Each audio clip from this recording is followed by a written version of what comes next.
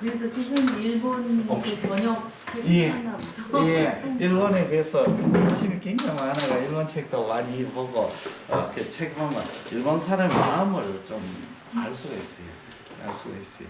그 일본 사람과 우리하고는 전혀 생각이 틀려가지고 생각이 외부 신경이 틀리기 때문에 자꾸 부딪히면 싸움밖에 안 나요. 그냥 덮어드는 게 나아요. 이런 사람 원해서 외부 신경이 틀리니까 뭐 위안부 문제도 그렇고 일본 사람은 전국시대 때 전쟁하면 전쟁 꼭꼭 위안부를 데리고 갔어요. 그래가 일본 사람들의 생각은 위안부가 막 떠들면 지식인도 그렇고 전부 다 그게 뭐 잘못됐어요. 전쟁 되면 전쟁에는 위안부가 필요한 거 아닙니까? PX와 똑같은. 그러니까 아무리 해도 이해가 안 되는 거죠. 고기 먹는 사람 보고 우리 소고기, 돼지고기 먹는 사람은 당신 왜 돼지고기를 먹어요? 하고 떠들면 우리 뭐 하겠어요? 돼지는 우리 사람 먹으라고 있는 거니까. 그 정도죠. 예, 나중에 이야기하겠습니다. 예, 오늘 제일 중요한 겁니다. 지금 늘 이야기했지만 갑상선은 이 스캔법이 중요하죠. 그 다음에 영상을 해석하는 게 굉장히 중요합니다. 그걸 모르면 아무리 공부를 해도 진도가 나가지를 않습니다. 그러면 갑상선의 초음파 해석 영상의 해석이죠. 초음파 영상 해석입니다.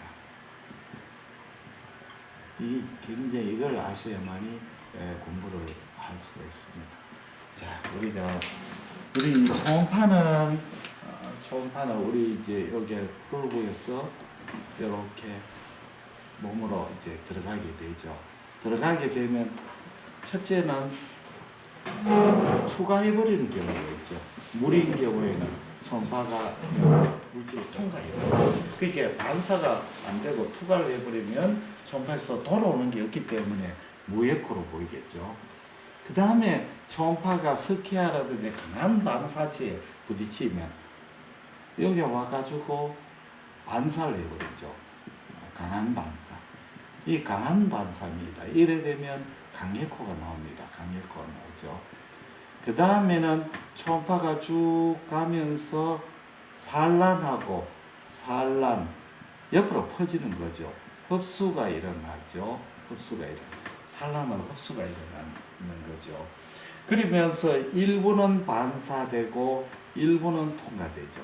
이렇게 되면 이제 우리가 등에코, 아이소에코라든지 저에코로 나타나게 되겠죠.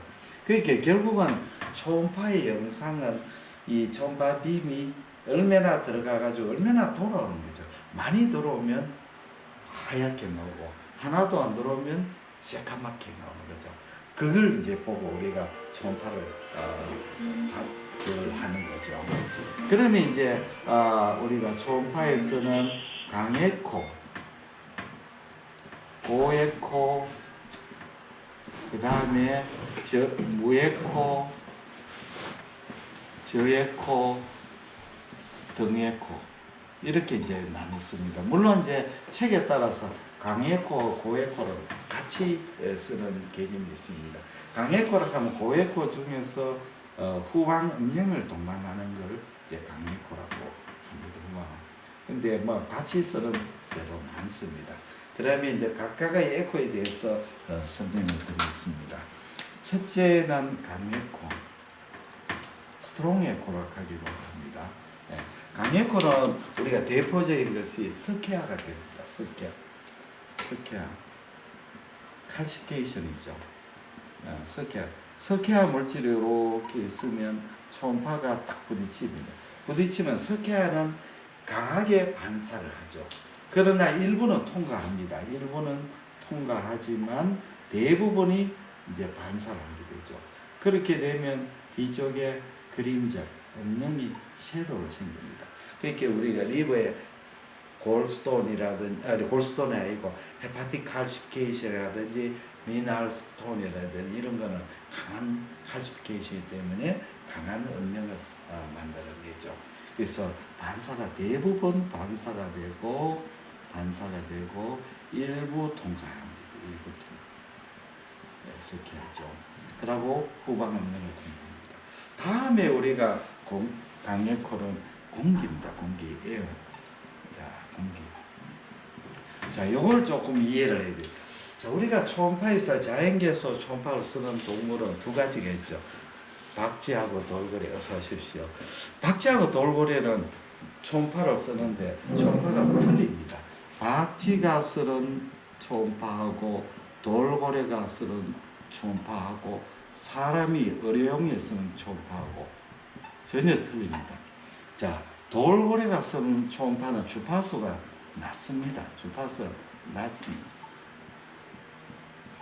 그 주파수가 낮으면 멀리까지 가죠. 그러나 해상력은 나쁘죠. 박쥐가 쓰는 것은 주파수가 높습니다. 주파수가 높죠. 요거는 해상력은 좋지만 멀리는 못 가죠. 돌고래는 적어도 몇 메다는 더 가야 되는 거죠. 그래야 뭐가 있는지를 알잖아요. 박쥐는 한 30cm만 한 1m 정도만 충분하죠. 몇십 메다 필요 없는 거죠. 한 1m 정도만 충분하죠. 그렇지 않나요? 돌고래는 수십 메다 가야 되죠. 그렇죠. 그렇게 주파수가 돌고래가 낮고 박쥐가 높습니다. 의료용은 엄청 높습니다. 우리가 쓰는 메가 3메가에서 20메가헤르츠 메가헤르츠인데 메가라 하는 말은 메가헤르츠는 100만입니다. 100만. 그렇게 말도 굉장히 우리가 주파수가 들을 수 있는 게 15에서 2만 헤르츠를 우리가 들을 수 있잖아요. 가청 주파수잖아요. 이거는 뭐 300만이니까 엄청 높죠. 우리 소리는 주파수가 낮기 때문에 공기를 통과하지만 박쥐가 쓰는 거는 주파수가 낮기 때문에 통과하지만 이 초음파 기계에서는 3메가헤르츠가 되겠다. 이거는 너무 높기 때문에 공기를 못 통과합니다. 그래서 우리가 의료용 초음파를 쓸 때는 지혜를 쓰죠. 지혜. 초음파 쓸 때 지혜를 바르는 목적은 첫째 공기를 배제하고 통과를 하기 위한 거고, 두 번째는 이 표면하고 접촉이 스무스하게 하기 위해서 젤을 쓰는 거죠. 젤 쓰는 게 두 가지죠. 자, 그러면 공기는 어떠냐? 공기가 아주 작은 공기, 아주 작은 공기, 소량의 아주 소량이죠. 소량일 때는 어떻게 점상고했고 점으로 나오죠. 점상고획으로 나옵니다. 좀 공기가 조금 많으면 이제 아주 약간 소량일 때는 요렇게 공기가 요렇게 보이죠. 여기 이제 점이 아니고 대상고였고. 그 다음에 공기가 더 많아지면, 좀 더 많아지면 뒤쪽에 섀도우를 동반하는데 더티 섀도우를 동반하죠. 더티 섀도우. 이렇게 되죠. 왜냐하면 공기는 칼시피케이션과 달러가 틈이 있지 않습니까? 그 사이에 초음파 빔이 통과하니까 섀도우는 통과하지만 더티한 섀도우를 가지. 공기가 아주 대량의 공기가 있어요.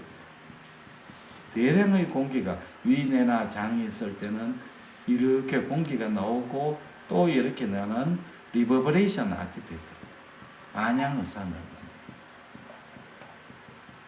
이 공기가 반사해가지고 아티팩트, 반향의산을 만듭니다. 또 공기가 여러 가지 있죠. 자, 공기방울이 이렇게 있고, 공기인데, 그 안에 액체가 있으면, 액체가 이렇게 플루이드가 보일 수가 있거든요. 플루이드가 딱 보이면, 액체가 보이면, 여기 이제 어떻게 되느냐 하면, 요 폰처럼, 여기 공기방울, 여기 액체가 들어가요. 액체, 공기방울. 요 초음파 빔이 요 안에 들어가가 이제 울리게 된 거죠. 우리 스피커의 호언처럼 이제 소리가 호언이 들어가가 울리가지고 굉장히. 그래 되면 초음파상이 어떻게 나오냐? 요 에코에서 요렇게 길게 줄이는 요걸 링다운 아티팩트. 이런 이제 걸 보입니다. 그래서 공기는 이런 걸 점상, 대상, 더티 섀도우, 리버브레이션 아티팩트, 링다운 아티팩트 이런 여러 가지 현상을 이게 굉장히 중요해요. 이런 게 나오면 이것이 고에코가 공기다 하는 걸 우리가 가르쳐주는 그 진단의 크루가 됩니다. 그 다음에는 이제 고에코로 넘어가겠습니다. 고에코. 네, 고에코의 대표적인 것은 역시 지방이죠. 지방. 팻이죠. 자, 요거는 이제 잘 이해를 해야 됩니다. 조금 어렵습니다. 우리가 지방간에서 리버에 패티 리버가 되면 지방간이 고에코가 되지 않습니까? 고에코 이렇게 지방간이 보면 간을 이렇게 보면 여기에는 아주 고에코로 보여. 표면은 고에코로 보이고 밑에는 에코가 떨어지죠. 음량 감쇄를 음량이 줄어들죠. 그래 줄어들고 이렇게. 그러면 지방간은 왜 고에코로 보이느냐? 지방간은 지방 자체가 고에코로 되는 게 아니고요. 메커니즘이 있어. 지방간은 이렇게 헤파토사이트가 있지 않습니까? 헤파토사이트. 여기에 지방이 어큐뮬레이션 되는 거예요. 지방이 이렇게 이거는 핵이고 여기 지방이 있습니다. 여기 지방 폐식 있죠. 그러면 초음파 빔이 이렇게 오면 지방하고 부딪히죠. 그러면 산란을 일으킵니다. 산란을 일으키죠.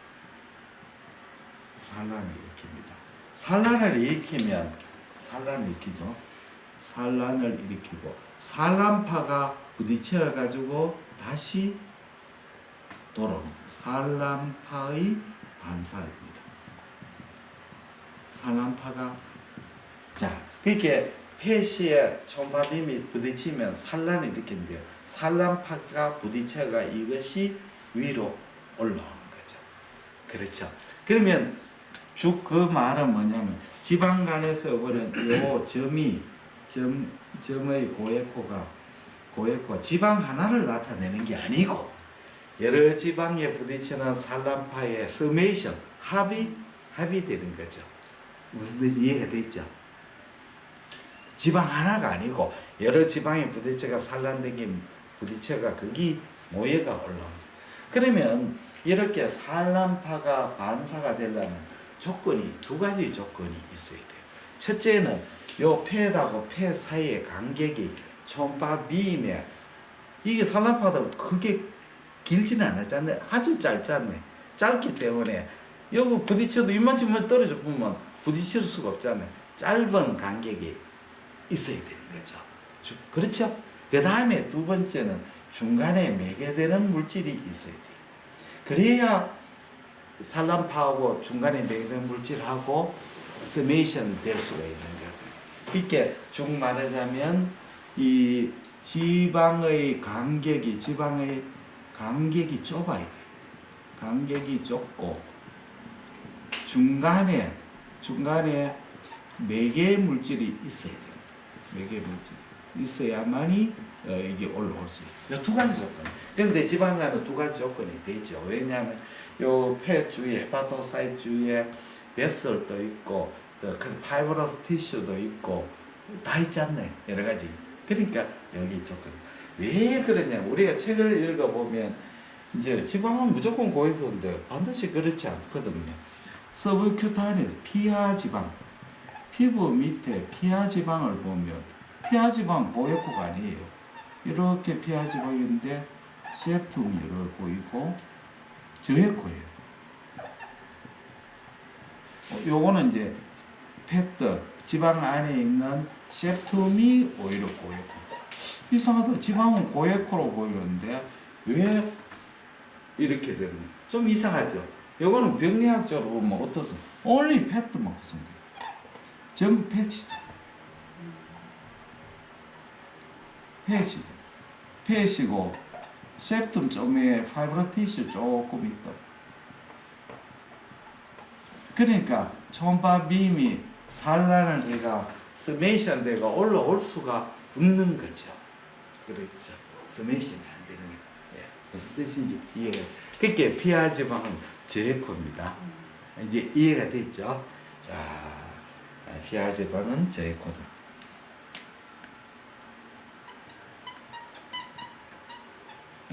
다음으로 이제 또 설명을 또 해드리겠습니다. 그러면 지방이 모두 다 그러면 이렇게 되면 이제 초음파 빔은 상대적이거든요. 상대적. 우리가 초음파 에코가 고에코냐 저에코는 주위에 따라서 가령 우리가 고령에서 나이가 오르면 사이누스 리포마토시스 걔가 리포마토시스 이제 신우 주위에 신우 지방종이라고 생기거든.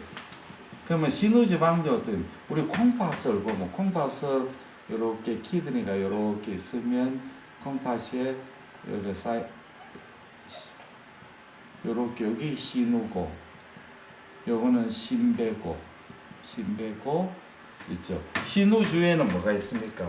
신우 주위에는 베슬 혈관도 있고 그 다음에 주위에 림프도 있고 림프 조직도 있고 그 다음에 주위 조직도 있고 여러 조직이 막 그 섞여 있잖아요. 그러니까 초음파 빔이 요걸 통과하면서 반사를 많이 돼가 고였거든요. 그건 나중에 또 한번 또 설명을 하겠습니다. 그래서 키드니를 보면 정상 키드니 보면 요렇게 중심에코 복합체가 고에코로 나옵니다. 왜 고에코로 나느냐면 초음파 빔이 이 신우하고 주위의 혈관하고 주위의 뱃살하고 소프티시하고 경계면에 강하게 반사를 하기 때문에 고에코입니다. 또 한번 설명을 드리고 초음파는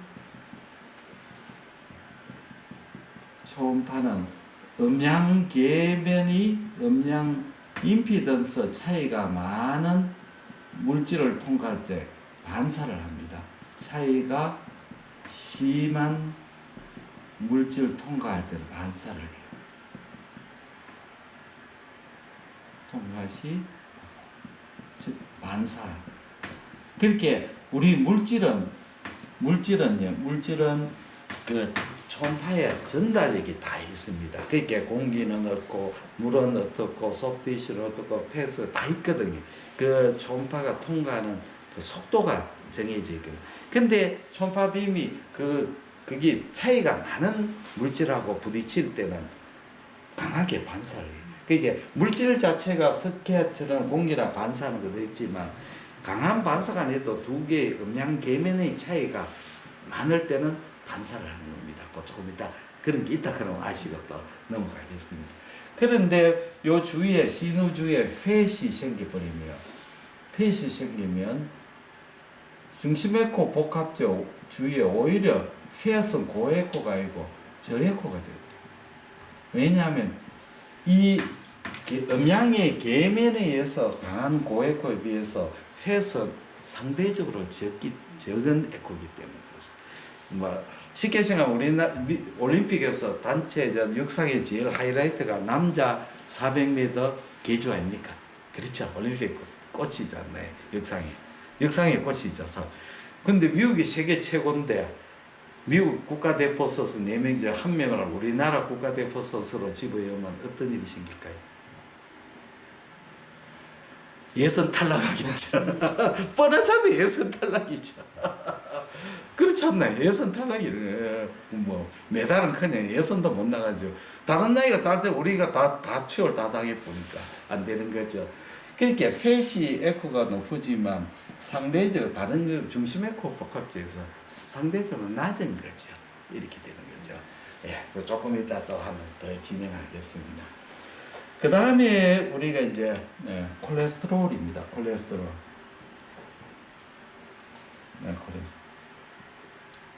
우리 콜레스테롤에서는 대표적인 게 콜레스테롤 스톤이 있죠. 콜레스테롤 결석이 이렇게 결석이 있어요. 결석. 그 다음에 폴립이 있습니다. 폴립하고 결석의 차이점은 뭡니까? 결석은 섀도를 동반하고 폴립은 섀도가 없고 결석은 움직이고 폴립은 안 움직이고 이 차이. 그러면 왜 그러면 같은 콜레스테롤인데 결석은 섀도우가 생기고 폴립은 섀도우가 없으니까 좀 이상하죠. 근데 병리를 보면 뭐 당연한 거죠. 자, 우리가 결석은 요 안에 담즙이 바일이 있고 요거는 결석이죠. 결석이죠. 자, 초음파는 이 담즙하고 결석하고 사이는 강한 음량의 차이가 있는 거죠. 그래서 결석을 보면 요게 아주 위에 강하게 반사를 하고 그 뒤에 선상으로 에코가 줄어들면서 섀도우가 생기죠. 그렇죠. 이제 포면에서 강하게 반사를 하고 그 뒤로 내려가면서 서서히 음량이 감쇄가 돼 가지고 뒤에 통과하는 게 없으니까 섀도우가 생기는 거죠. 이해가 됐죠? 근데 폴립은 뭐냐? 폴립은 이런 거죠. 폴립은 요렇게 돼 있는 거죠. 폴립은 점상고에코로 보여요. 선상에 점상고에코. 이건 이제 콜레스테롤 폴립은 이 바일에 있는 콜레스테롤이 담낭 에피세리움으로 들어가게 되면 우리 담낭백에 있는 혈관에서 히스티오사이트가 와가 요 콜레스테롤 엔갈핑이 하잖아요.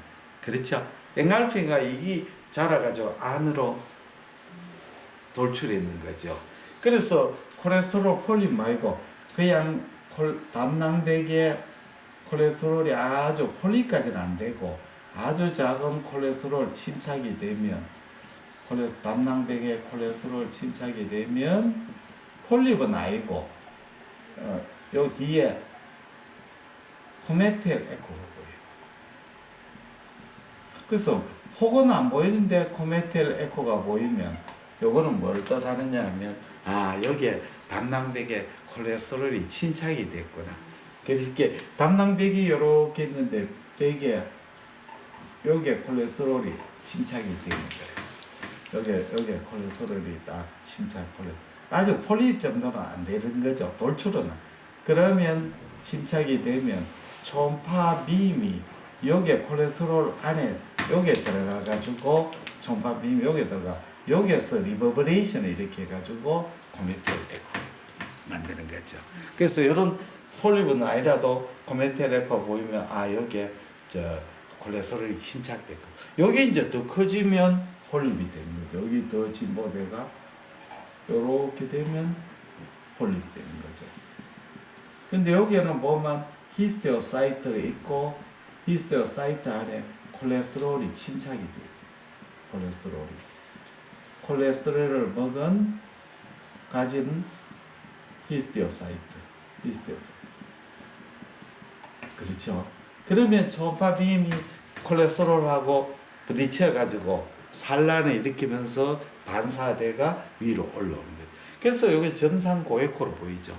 점으로 보이죠. 메인 팻 리버랑 마찬가지죠. 그런데 이 히스테오사이트 안에 콜레스테롤은 반사를 많이 하지만 주위에 있는 소프티슈는 초음파 빔을 잘 통과하는 거예요. 그렇죠. 그러니까 섀도우가 안 생기는 거죠. 이해가 되죠? 그렇지 않나요?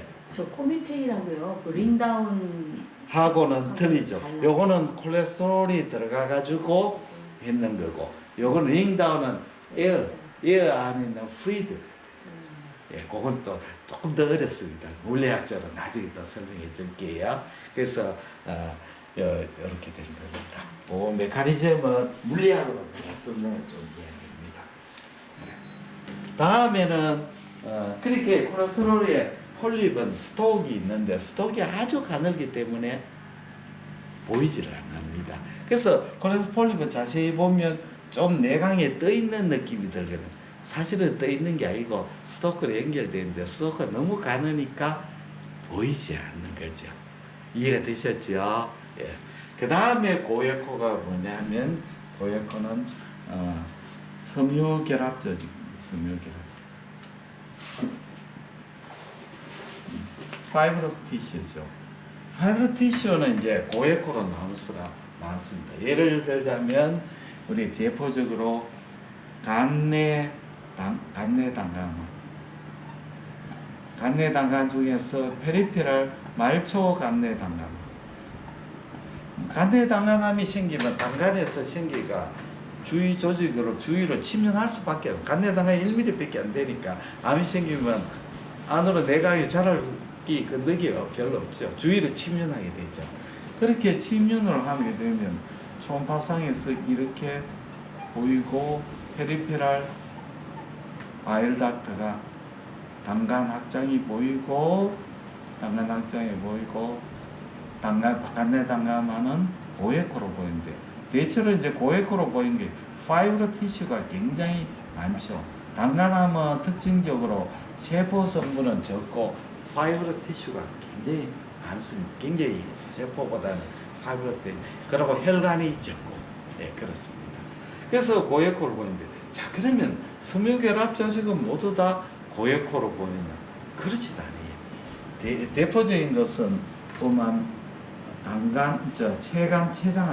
췌장암.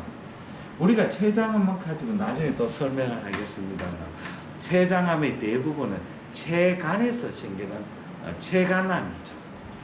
판크레 닥트. 췌장암도 크게 나누면 몇 가지나 됩니다. 대부분이 췌간암입니다. 췌간암이 대부분이죠. 그러면 췌장암을 한번 설명해. 췌장의 구조는 이렇게 애시나이가 있지 않습니까?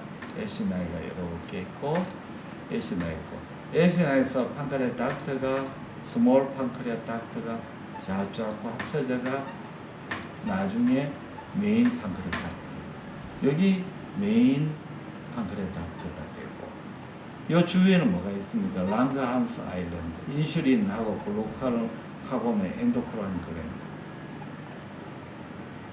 그렇죠? 여기인데 췌간암은 어디서 생기냐면 말초 췌간에 생깁니다. 이 말초 작은 췌간에서 췌간암이 생깁니다. 췌간에서 췌간암이 많이 생깁니다. 여기서 생기죠. 그래서 이 암이 점점 자라가 나중에 이 판크레 닥트를 막 굽고 메인 판크레 닥트를 옵스트럭션 시키는 거죠. 그러니까 암 자체가 메인 판크레 닥트에 생기는 게 아니고 페리페럴 판크레 닥트에 생기가 나중에 크면서 메인 판크레 잡아먹는 거죠. 그래서 문제가 뭐냐면 판크레 캔서에서도 아주 작을 때는 판크레 닥트 딜라테이션이 별로 안 보일 수도 있습니다. 예. 자, 여기서 제가 말이죠. 여기에 생기는 것은 암은 엔도크라인 내분비 종양이죠. 그 다음에 종양이고 여기서 생기는 거는 애시나에 생기는 선방세포암이죠. 선방세포. 저 IPM에는 나중에 이야기를 IPM에는 라지 판크레아닥트나 메인 판크레아 여기서 IPM에 생기죠. 뮤신을 분비하죠. 우리가 모든 닥트에서 작은 닥트에는 뮤신을 분비하지 않습니다. 뮤신을 분비하면 큰일 나죠. 만약에 에어웨이인데 뮤신을 많이 분비하면 에어웨이가 다 막혀볼 거 아닙니까? 그렇죠. 뮤신을 분비하는 좀 큰 닥터입니다. 그래서 캔서가 생기는 부위가 다 틀리는 거죠. 자, 그러면 췌간암이 생기면 췌장에서 보시면 췌간암이 이렇게 특징이 판크레아 닥트가 딜라테이션 되죠. 막히니까. 여기에 판크레아스 캔서가 여기 췌간이 확장이 됐습니다. 근데 췌장암은 에코가 대체로 저에코로 마련돼요. 근데 췌장암은 특징이 우리가 파이브라 티슈가 굉장히 많고 딱딱하고 이렇기 때문에 베슬이 적고 이래가 고에코로 보일 것 같은데 저에코로 보여요. 왜 그러냐면 주위가 판크레아스가 주위가 나이가 들면 판크레아스의 애시나이가 아트로피 되고 애시나 주위에 있는 페리페리 조직에 패드 어큐뮬레이션이 많이 되는 거죠. 그러니까 노인이 되면 올드에이지 되면 췌장이 고에코로 보이거나 당뇨병에서 고에코로 보이는 것은 이 애시나 주위에 팻이 많이 어큐뮬레이션 때문에 그렇습니다. 이해가 되셨죠? 젊은 사람 췌장은 고에코라고 보입니다. 아이소에코나 저에코로 보이죠. 근데 올드에이지 되면 여기에 애시나 아트로피 되고 주위에 팻이 어큐뮬레이션. 자, 그러면 팻의 고에코하고 판크레아 캔서의 파이브러스 고에코 누가 이겼냐면 팻이 훨씬 에코가 높기 때문에 파이브러스 티슈가 많은 판크레아 캔서 오히려 저에코로 보이는 겁니다. 이제 이해가 됐죠? 그렇게 우리 경북에 어디 뭐 영주에 10명 되는 학교에 한 30명 되는 학교에 공부 1등 하는 학생이 서울 외고에 전학을 왔단 말이에요. 그러면 야가 원래 대한민국 1등 같으면 거서도 1등이겠죠. 1등이겠죠. 그렇지 않은 경우에는 성적이 중위권도 못 유지하겠죠. 학교 평균 성적을 미룰 거 아닙니까? 그렇죠. 마찬가지로 우리 고가대학 들어오기 전에 고등학교 때 반에서 잘했는데 제가 부모님이 우리 고가대학 들어와가 성적을 중위권 받아오면 아버지가 뭐라 합니까? 너는 도대체 공부를 하는 거냐? 그렇죠. 이 주가 뺏기고 했잖아. 너 고등학교 때 1등 했는데 대학교도 1등 해야지.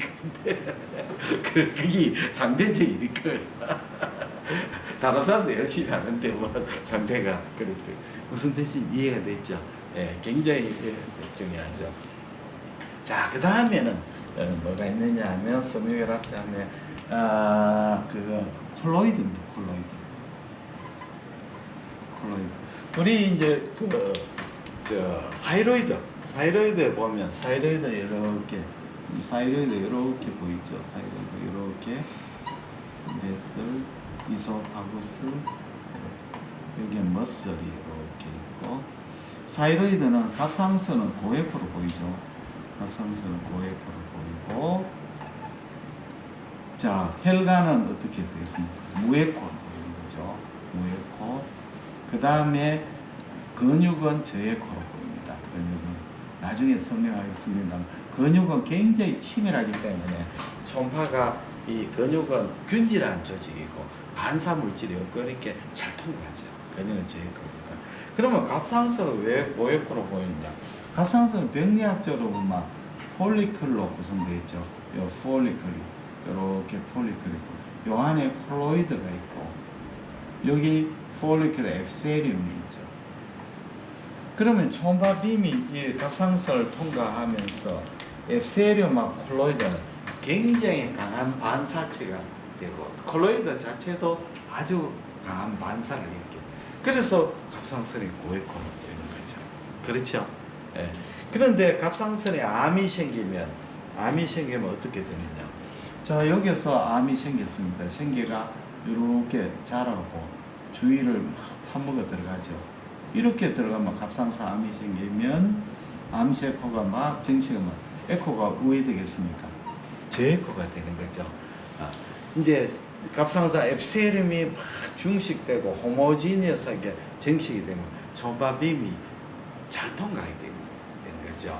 그래서 갑상선 암을 보면 우리가 치명형 갑상선 암은 이런 식으로 경계가 불규칙하고 저에코죠. 저에코는 세포가 증식이 됐고 경계가 불규칙한 것은 주위를 침륜하기 때문에 주위 침륜이죠. 그 다음에 안에 마이크로 칼시피케이션, 요거는 삼호마바디죠.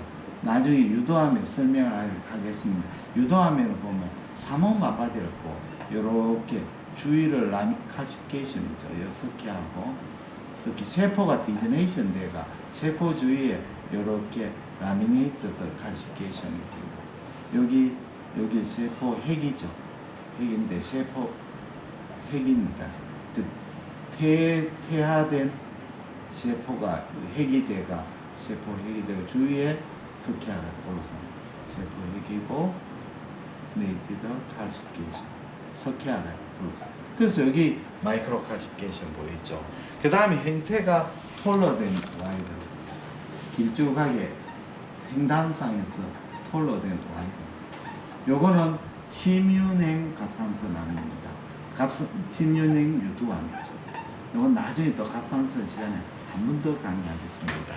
그래서 세포가 증식을 해가지고 균질한 세포가 증식하면 저에코됩니다. 그건 나중에 또 저에코 때 한 번 또 설명을 하겠습니다. 그렇죠. 이렇게 되는 거죠. 그 다음에 고에코는 염증 세포가 침면될 때, 염증 세포가 침면될 때. 우리가 이제 리버 압세스를 보면 리버 압세스가 처음에는 고에코로 보이죠. 염증세포가 리버 압세스가 이렇게 경계가 불명한 고에코가 되죠. 그러다가 이제 그 염색체에서 플루이드가 보이게 되면 이제 이렇게 안쪽에 에코가 떨어지는 거죠. 여기는 고에코고 여기는 저에코. 플루이드가 액체가 보이게 되면 이제 바깥 센터 부분은 저에코 이렇게 되는 거죠. 그래서 염색체 에코가 측면되거나 이럴 때는 처음에는 그 부분은 고에코로 보입니다. 자, 여기까지 또 설명을 드릴게요. 그 다음에는 무에코를 설명을 드릴게요. 무에코. 무에코의 대표적인 것은 물이죠. 물하고 혈액이죠. 물하고 혈액하고 림프液. 물, 혈액, 림프液. 물, 혈액, 림프液. 근데 이제 혈액이나 림프액은 조금 더 안에 무에코 안에 좀 데브리 같은 것이 보이는 거죠. 자, 간 낭종을 설명을 드리겠습니다. 간 낭종, 헤파틱 시스트. 헤파틱 시스트 있습니다. 네. 자, 간 낭종은 도대체 어디서 생겼습니까? 간의 구조물 중에서. 간에는 구조물 켜봐야 뭐 있습니까? 저 헤파토사이트 있고, 바일닥트 있고, 그 다음에는 베슬 있고, 그 다음에 파이브로 티슈, 커넥트 파이브로 티슈 있고, 그것밖에 없죠. 뭐 다른 거. 어디서 헤파티시스가 생겼습니까? 예? 베스요? 배수는 아니죠. 그래서, 헤파티사이트. 예?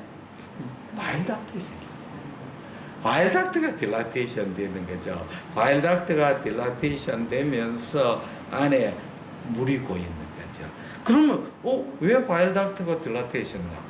그거는 이제 우리가 리버에서 발생할 때 바일닥트가 연결이 안 되는 메인 바일닥트 연결이 안 된 바일닥트가 여기 확장이 되면서 물이 고이는 거죠. 그래서 헤파틱 시스트는 컨젠탈 원인이 많습니다. 어릴 때 태생기부터 바일닥트가 이렇게 메인 바일닥트 연결 안 되는 바일닥트가 있었는데 거기에서 이제 점점 나이가 들면서 그래서 시스트 올드에이지에 의한 하나의 체인지 아닌가요? 그거는 조금 틀립니다. 고화 개념. 원래부터 시스트를 만들 소질이 있어가지고 거기 나이가 좀 들면서 생기는 거고, 그렇죠. 원래부터 그 소질이 있었는 겁니다. 그 될 재료가 있었는 거죠. 뭐냐면 바일닥트를 발생할 때 바일닥트 하다 보면 그 바일닥트에서 연결 안 되고 찌끄레기들이 남아 있는 거죠. 그것이 늘어나면서 물이 고이면서 시스트가 되는 거죠. 컨제니탈 요인이 많죠. 리날 시스트는 어디서 생겼습니까? 마찬가지죠. 리날 튜브에서 생겼죠. 근데 리날 시스트는 메커니즘이 조금 틀립니다. 리날 시스트는 컨제니탈 원인보다는 의카이드 원인이 많습니다. 컨제니탈도 있었지만 나이가 들면서 소변이 내려가면서 그 바깥으로 여러 가지 물질이 톡식 머티리얼이나 다른 노폐물들이 빠져나가고 그러면 파이브로스 생기고 이러면 튜블이 막혀버리고 파이브로시스 돼가지고 리날 시스트가 생기죠. 그렇죠. 그러니까 리날 시스트는 조금 의카이드 원인이 많고 헤파티시스는 컨제니탈 원인이 좀 많습니다. 네. 거기까지만. 자, 그러면 헤파티시스트의 특징은 어떠냐? 무에코죠. 무에코. 내부가 무에코입니다. 자, 왜 무에코냐? 물은 초음파가 아주 잘 통과하거든요. 물은 잘 통과합니다. 그래서 에코가 반사가 안 되고 돌아오는 게 없으니까 새까맣게 나오는 거죠. 다음에는 후방 음량 증강이 있습니다. 굉장히 중요하죠. 여기 보면 후방 음량 증강. 하얗게 보이죠. 그러면 초음파가 물을 통과하면서 초음파가 에코가 증가돼가 후방 음량 증강이 보입니까? 아니죠. 초음파 기계는 세팅을 왜 했냐면 우리가 뒤에 갈수록 증폭을 시켜놨어요. 그래야 화면이 균질하게 보이지 않나요? 만약에 증폭을 안 시켜서 기계를 증폭하시면 앞에는 하얗게 보이고 뒤에는 완전히 새까맣게 보이겠죠. 그렇지 않습니까? 그렇죠? 그래야 되는 거예요. 그렇게 뒤로 갈수록 뒤에서 오는 기쁘게 오는 신호를 좀 더 증강을 시켜가 전체 화면이 호모지니어스하게 균일하게 보도록 기계적 장치를 해놨는 거래. 자, 그런데 물을 통과해 버리면 어떤 일이 생겨요?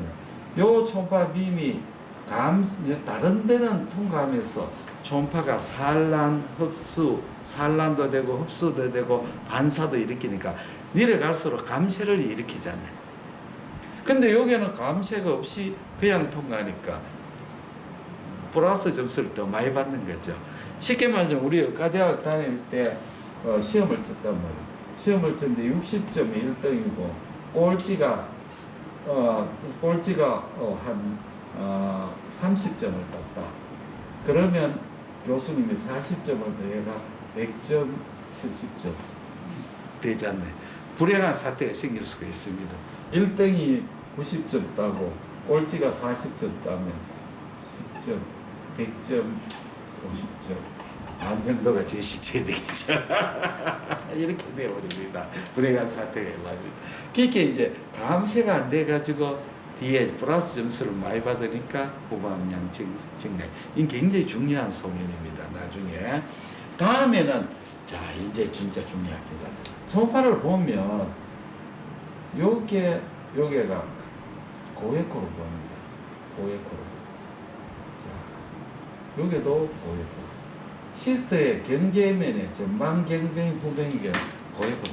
왜 그러냐면 초음파가 간실질을 하고 물하고 사이에는 음양 계면차가 굉장히 큽니다. 물하고 간실질하고는 초음파의 빔에 통과하는 속도의 차이가 굉장히 많이 납니다. 그래서 여기서 반사합니다. 초음파는 음양의 임피던스의 차이가, 임피던스가 저항 계수를 하기도 하고 전달력 하기도 하고 그게 차이가 많이 나는 데는 반사를 많이 하면 됩니다. 그래서 반사를 해가지고 여기 굉장히 중요한 소리입니다.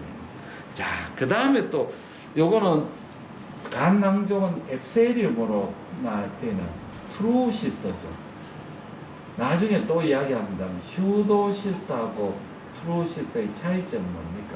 슈도 시스터가 뭐 판크레아스의 슈도 시스터. 슈도 시스터는 뭡니까? 병리학적으로 앱세리움 라인이 안 되는 거죠. 상피셰프로 라인이 되면 트루 시스터고 상피셰프가 파이브로 티슈, 그라뉴레이션 티슈로 라인이 되면 슈도 시스터죠. 그렇죠? 그러면 앱세리움 라인이 되기 때문에 경계가 스무스하죠. 그렇잖아요. 상피셰프는 초음파로서 보이지는 않지만 경계가 스무스하죠. 네. 그래서 경계가 스무스합니다. 경계가 스무스. 슈도 시스터는 경계가 스무스하지 않죠. 네. 다음에 굴절을 자 초음파가 이렇게 시스트가 이렇게 있으면 물이고 여기는 간실질이다. 자 간실질에 통과하는 벨로시티가 알라요. 벨로시티가 초음파가 실질을 통과하는 벨로시티는 높고 물은 감쇄는 적지만 벨로시티가 낮아요. 그러면 초음파가 벨로시티가 빠른 데서 느린 데로 들어오면 어떻게 되냐면 굴절을 일으키는데 안으로 굴절을 해버려요. 경계면에서 여기는 그대로 통과하지만 경계면에서는 올 때는 안으로 굴절. 안으로 굴절. 그러니까 내측으로 굴절. 비유가 적합한지 모르겠지만 우리가 보드를 타고 가는데 물살이 빠른 데서 물살이 느린 데로 가버리면 보드가 안으로 머리가 가고 물살이 느린 데서 물살이 빠른 데로 가면 보드가 바깥으로 굴절이 되거든.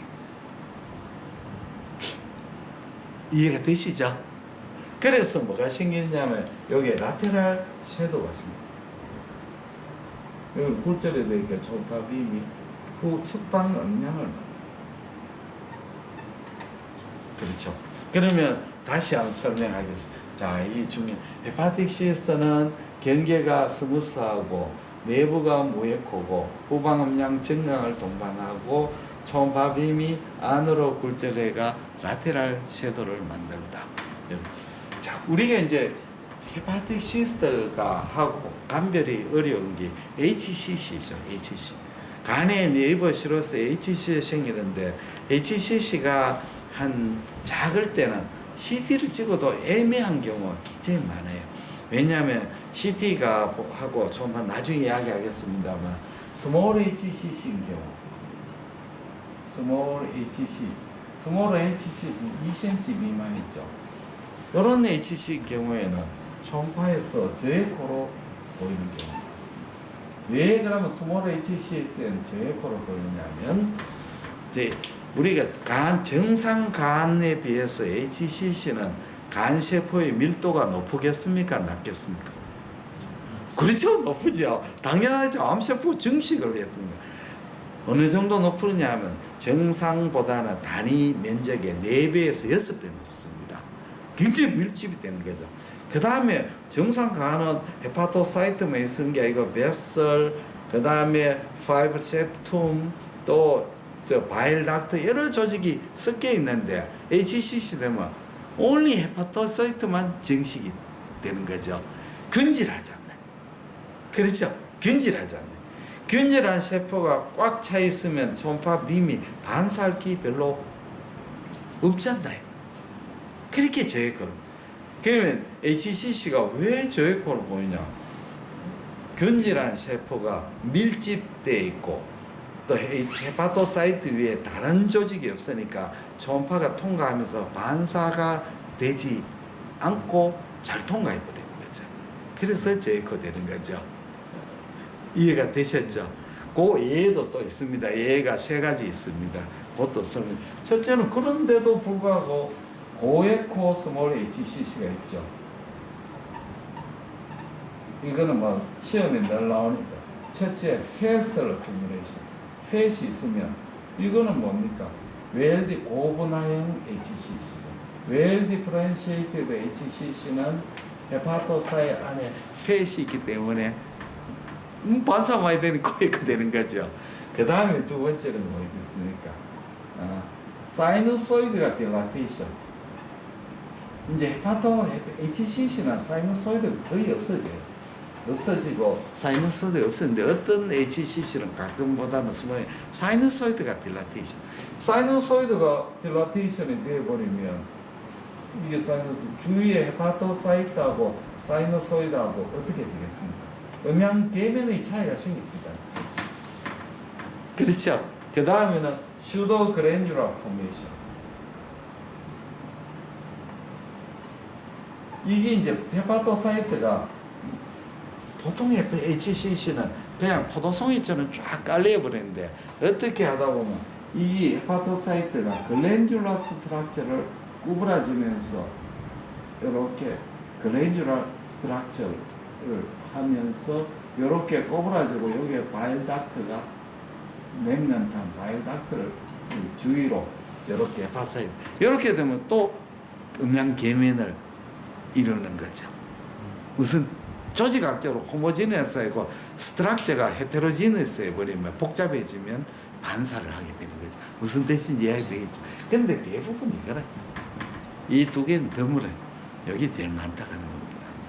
자, 그러면 HCC하고 스몰 HCC하고 헤파티스 감별이 어려울 경우가 있습니다. 사실 우리가 야구에서 3할 때 타자하고 2할 고풍 구리하고는 엄청난 차이가 있잖아요. 3할은 강타자고 2할 고풍 구리는 평범한 타자죠. 그렇잖아요. 2할 고풍 구리 쳐가지고는 수비를 못하면 선수의 몸 등반 뭐 하잖아요. 외야수가 되려고 하면 적어도 3할 3푼은 쳐야 되는 거 아닙니까? 그렇죠. 외야수나 일루수는 3할 3푼을 쳐야죠. 그러고 그만 안 되더라도 이 한대하처럼 결정적인 시기에 한 방을 날려줘야 되는 거죠. 그렇지 않으면 안 되는 거죠. 근데 2할 9푼 구리하고 3할하고 한 시즌에 안타 수가 몇 개 차이 나겠어요? 예? 5개, 6개. 5개, 6개에 3할 되고 2할 9푼. 그 말은 HCC 헤파티시스 구별이 거의 잘 안 될 경우가 굉장히 많습니다. 그러면 어떻게 간발했냐? 자세히 봐야 되죠. 자세히 보면 경계가 조금 일레귤하겠죠. 왜냐하면 이거는 파이브로 티슈로 둘러싸요. 이거는 앱셀은 이건 스무스한데 이건 좀 일레귤하고 자세히 보면 결절이 라운드 이쪽은 라운드 오발이고 이거는 조금 이렇게 뾰족하고 이런 느낌들이. 그 다음에 중요한 것은 요거는 내부는 제코죠. 제코. 경계면에 후방음량 증가가 있겠습니까? 없습니까? 있죠. 왜냐하면 헤파토사이트로 구성되어 있으니까 후방음량 증강이 있습니다. 그러나 후방음량 증강이 크지는 않아요. 약한 후방음량 증강이 있습니다. 약한 후방음량 증강이 있습니다. 음량 증강이 있습니다. 시스터만큼은 아니지만 그래도 있습니다. 제일 제가 봐서는 중요한 게 뭐냐면 요겁니다. 요 경계면에 여기 없어요. 요거 경계면에 요거 왜 그러냐면 요거는 본질적으로 똑같은 놈이래. 똑같은데 여기는 셰프가 꽉 밀집되고 여기는 적다는 거지. 여기는 본질적으로 다른 놈이에요. 그래서 여기에 고객코 별로 없어. 그게 차이가 제일 중요하죠.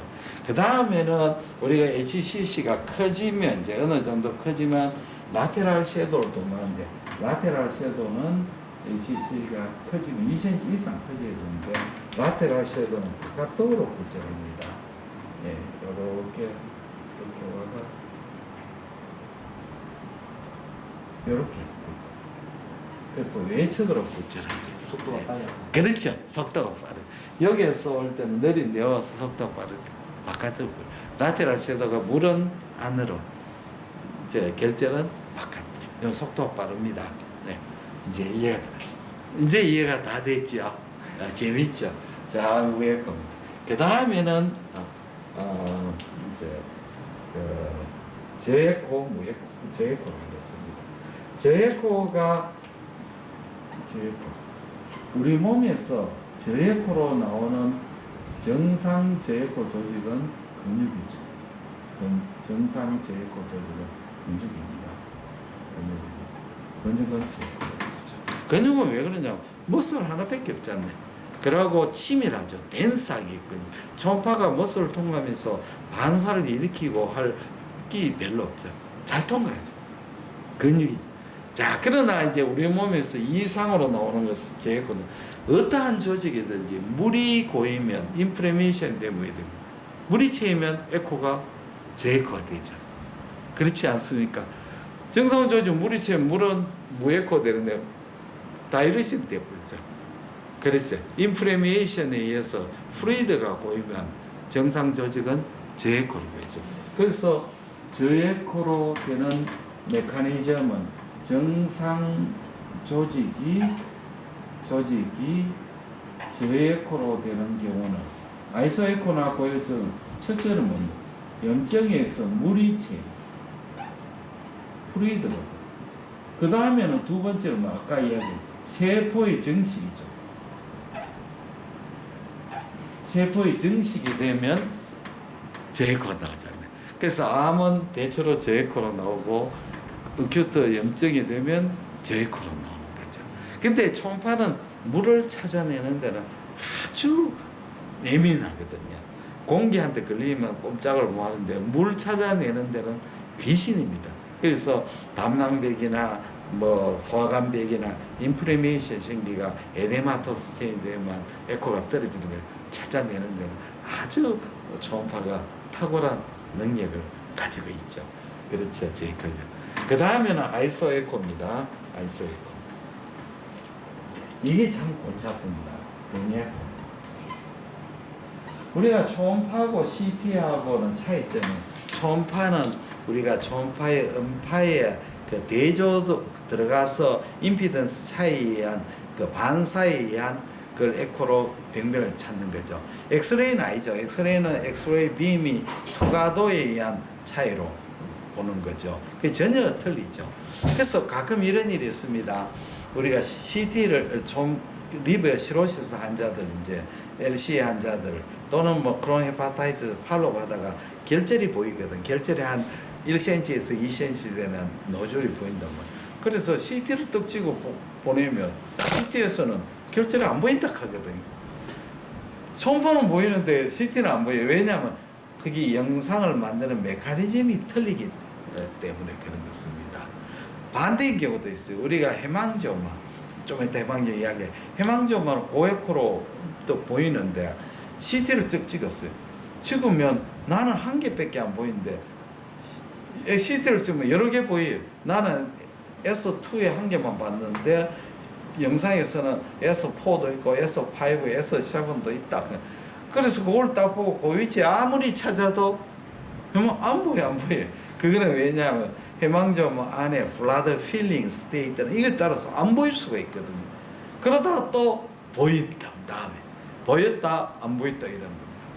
그러니까 이게 틀리는 거죠. 그래서 이렇게 아이소 에코 제일 문제입니다. 그러면 아이소 에코 때 우리가 이것이 병변이냐 아니냐를 감별하는 메커니즘은 첫째는 병변이 돌출했을 때 아이소 에코 결절이라도 돌출하면 병변인 줄 알 수가 있겠죠. 이렇게 리브의 서피스를 이렇게 돌출하면 이거 병변이다 그런 거 알겠죠. 당연하죠. 그 다음에 혈관이나 맥관, 혈관 같은 걸 디스플레이스먼트. 아이소에코 결절인데 잘 모르겠는데 리버에서 이렇게 헤파틱 베인이 이렇게 밀리면 여기 결절이 있는 거 아닙니까? 그렇죠. 그 다음에는 또 아는 방법은 우리가 변연 저에코대나 오에코대가 있습니다. 결절인지 모르겠는데 결절 주위에 이렇게 저에코가 춥지요. 그렇게 약간 에코는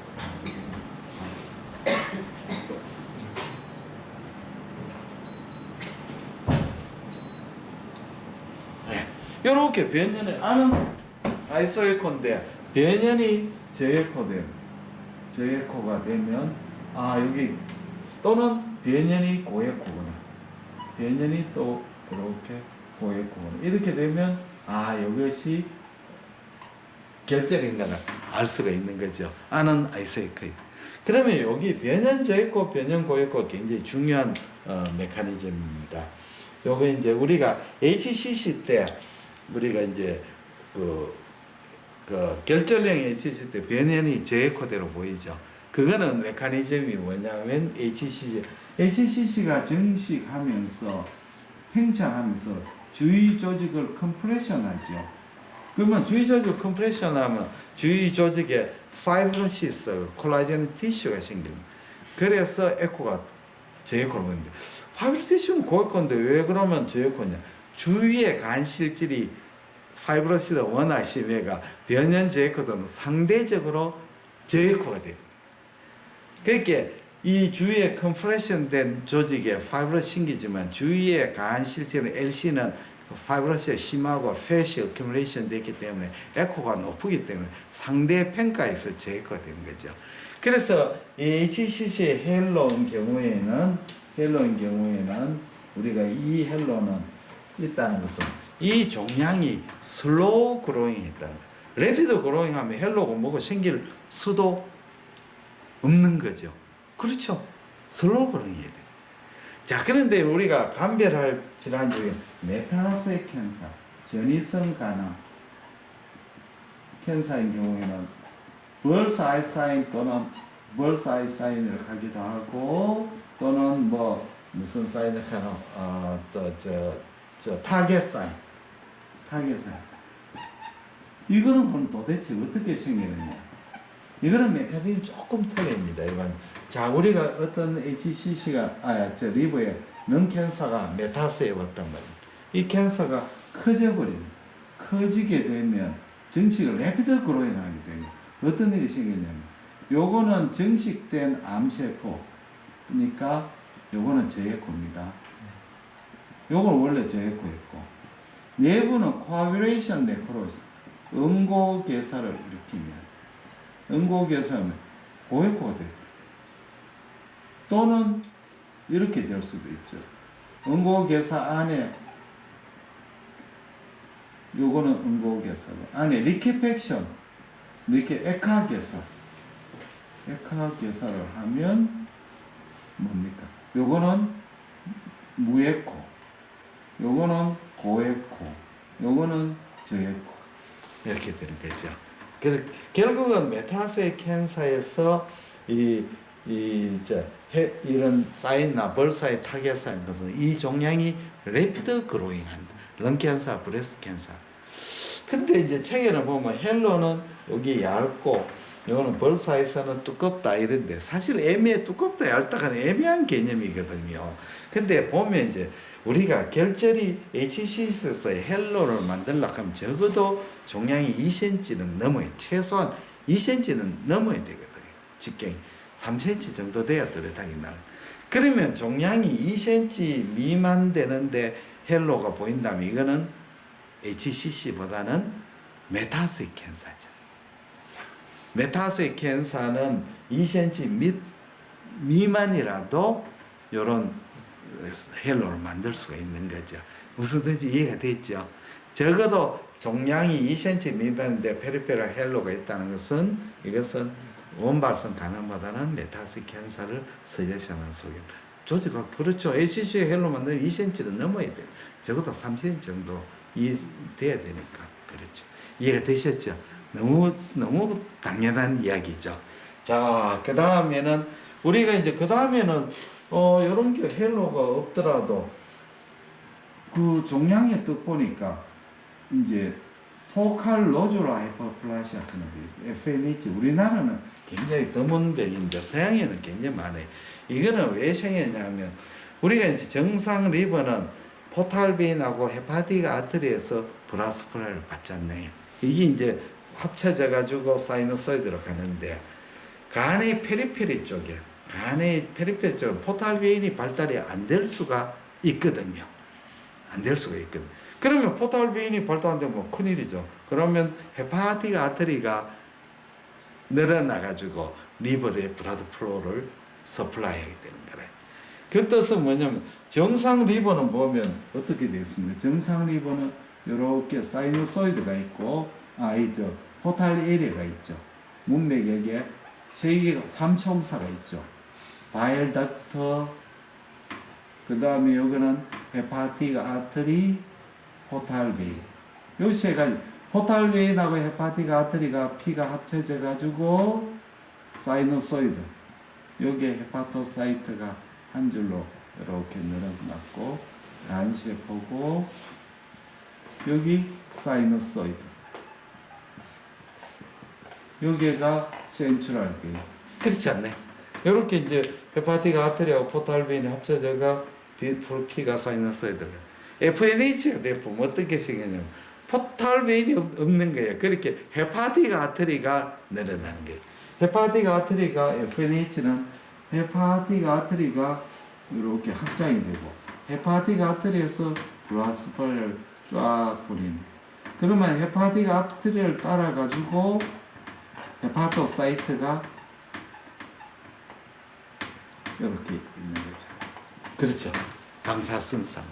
그러면 헤파틱 아트리가 펄세이팅 하기 때문에 헤파틱 아트리가 여기 있고 여기 헤파틱 아트리가 있고 헤파틱 아트리 주위에는 파이브로시스가 생기게 되겠죠. 왜냐면 아트리가 펄세이팅 하고 그러니까 여기에 파이브러스 티슈가 증식이 되겠죠. 파이브러스 티슈가 증식이 돼. 그 증식된 파이브러스 티슈 안에 헤파틱 아트리가 방사선상으로 혈관이 쫙쫙 뻗어가는 거죠. 그런데 에코가 이게 뭐 고에코일 수도 있고 저에코일 수도 있고 에코는 다양한데 결절이 잘 안 보일 수 있어요. 그런데 칼라 도플러를 딱 띄우니까 칼라 도플러에서 센터에서 이렇게 가면 이렇게 여기 FNH구나. 이렇게 나오는 확률은 적지만 더 그렇다는 거죠. 그래서 칼라 도플러 이런 자 여기까지 이제 이런 걸 보고 우리가 아이소에코 결절이 있다 하는 걸 아는 거죠. 자 마지막입니다. 자 지금까지 이제 공부를 쭉 했는데 굉장히 복잡하게 했는데 해망지오마를 설명하면 너무나 이해가 잘 됩니다. 해망지오마는 참 모든 걸 다 설명할 수 있어요. 해망지오마라고 하는 것은 혈관종인데 가한 혈관종에 해망지오마도 타입이 여러 가지 있죠. 캐피러리 타입 해망지오마, 카버너스 타입 해망지오마 여러 가지인데 우리 리브에서는 전부 다 카버너스 해망지오마. 카버너스 해망지오마는 뭐냐면 조직학적으로 이렇게 해망지오마가 이러고 있으면 안에 무수한 바스큘러 레이크가 있는 거죠. 혈관 바스큘러 레이크가 있는 거죠. 이 바스큘러 레이크는 다 연결이 됐습니다. 이렇게 연결이 돼요. 바스큘러 레이크. 여기 이제 피가 고이는 혈관이 늘어나는 거죠. 레이크. 그 다음에 여기는 바스큘러 레이크를 싸고 있는 것은 엔도세리움이죠. 엔도세리움이 이렇게 있고, 엔도세리움. 그 다음 여기는 파이브러스 티슈가 있는 거죠. 자, 그리고 해망지오마는 캡슐이 없습니다. 그러니까 해망지오마를 싸고 있는 캡슐, 두꺼운 캡슐이 없어요. 캡슐이 있는 결절은 경계가 스무스하고 캡슐이 없는 결절은 경계가 좀 일레귤러하지. 그렇죠, 그렇죠. 두꺼운 캡슐이 있으면 되겠죠. 그래서 해망지오마는 보면 약간 뾰족뾰족한 느낌이 됩니다. 이렇게 약간 이런 맛이 있습니다. 그 다음에 고에코로 스몰 해망지오마, 아주 작은 해망지오마는 고에코로 보이죠. 자, 스몰 해망지오마가 왜 고에코로 보이겠습니까? 초음파 빅미 반사를 많이 해요. 자, 여기는 파이브러 티슈 엔도세리움 브라드 베슬 안에 음양 계면차가 크지 않네. 시스타하고 똑같다고 생각합니다. 그러니까 이게 와서 부딪히면서 반사를 많이 하게 되는 거죠. 그래서 혈관이 작은 혈관이 다다다 늘었는데 그걸로 확 무수하게 반사를 돼가지고 거의 그렇죠. 혈관이 늘어나는 혈관에 그 엔도세리움하고 베슬하고 또 주위에 소프티시하고 반사를 많이 고액구 물질은 하나도 없어요. 해망지오마에 고액구 물질은 하나도 없지만 이게 반사를 많이 해가지고 자 해망지오마 뒤에는 후방 음량 증가가 있겠습니까? 없겠습니까? 있습니다.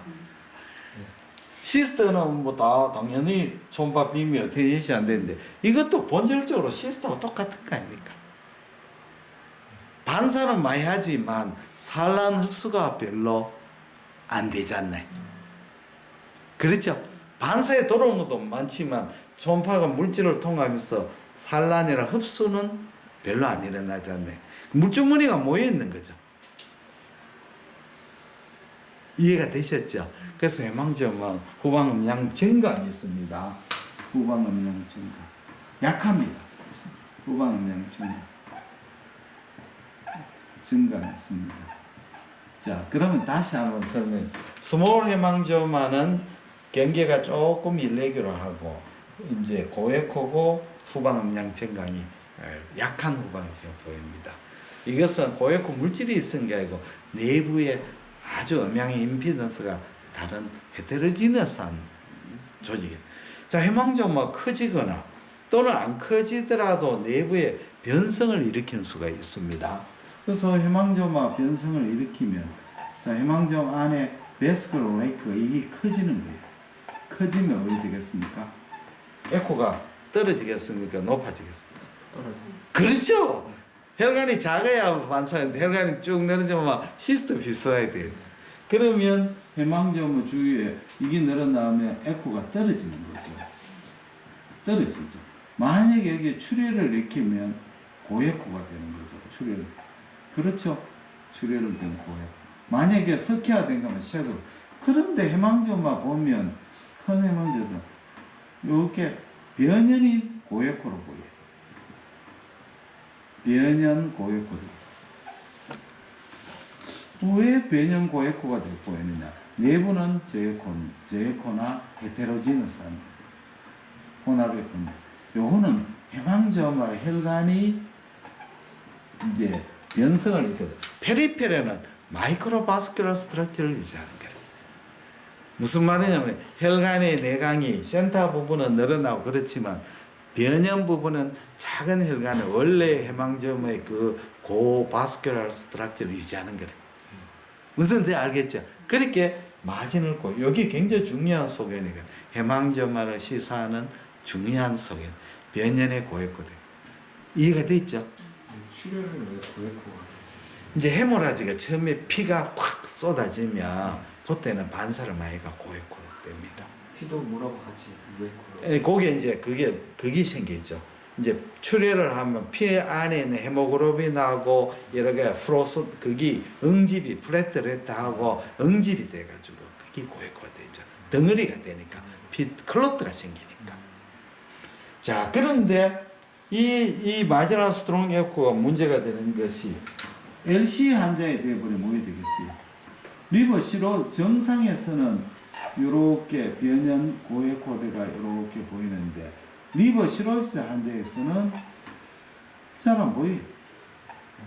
왜냐하면 여기는 주위 조직 정상은 주위 조직에 비해서 여기에 변형 제코드가 고에코드가 뚜렷한데 이거는 주위가 고에코니까 차이가 없어져 보여. 그럼 오히려 그냥 제코로 보여요. 그래도 뭐 해야 되겠어요? LC하고 감별이 안 되는 거죠. HCC하고 감별은. 그래서 해망지오마가 또 반대로 이제 우리가 그러니까 리버시러스에서 이런 제코되면 이게 해망지오마 이제 HCC 감별이 안 되는 거죠. 그걸 감별하려고 하면 결국 다이나믹 CT를 해가지고 혈관의 패턴을 보고 진단을 한 거죠. 그래서 해망지오마는 피가 서서히 안으로 체에 들어가잖아요. 그렇지만 HCC는 early enhancement, early washout이 되는 거죠. early enhancement 되는 메커니즘은 뭐죠? 추모 배설이죠. 예, 추모 배설이죠. 우리가 이제 이게 추모가 생기면 종양이 추모 배설을 만들죠. 추모 배설을 만들면 이 배설이 추모 배설이 우리 혈관을 캐피러리를 안 가고 큰 혈관에 박아가지고 피를 다이렉트하게 뽑아오는 거죠.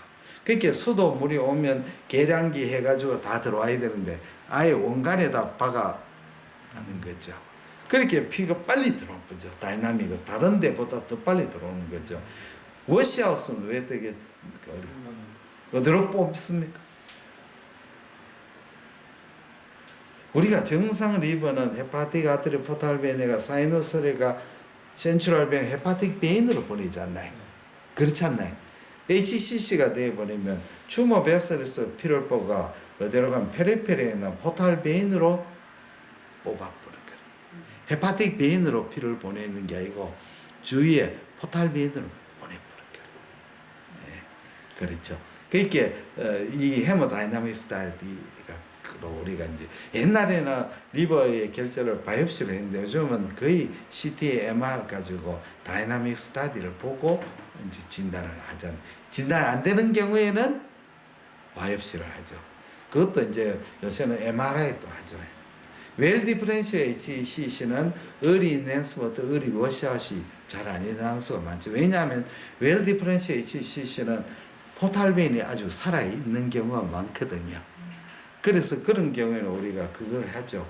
MRI에서 그 조영제를 사용해. 조영제 프리모비스트를 사용하죠. 프리모비스트를 사용해가 우리가 조영제로 하게 되는 거죠. 선생님 많이 하신다. 스몰 HCC 예. 하고요. 예. 그러니까 고분한형 그 펫 뒷바지 있는 스몰 HCC랑 예. 해반지오마 구분은 어떻게? 둘 다 구별이 굉장히 어렵죠.